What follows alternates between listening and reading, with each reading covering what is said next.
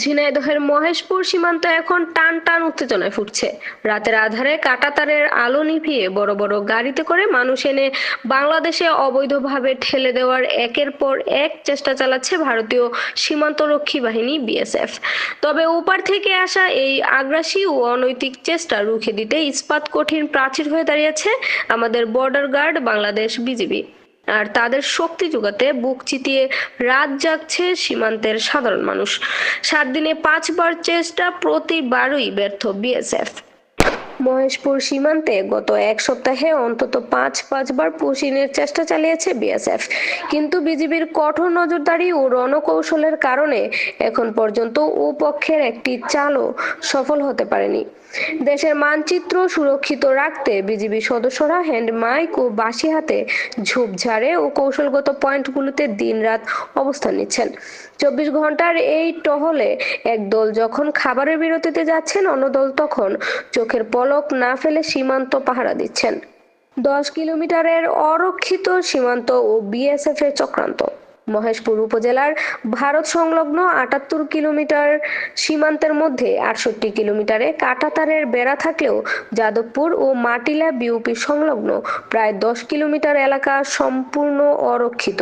এই ভৌগোলিক দুর্বলতার সুযোগটি নিতে চাইছে ওপারে থাকা ভারতের নদিয়া ও উত্তর 24 পরগনা জেলার সীমান্তরক্ষীরা।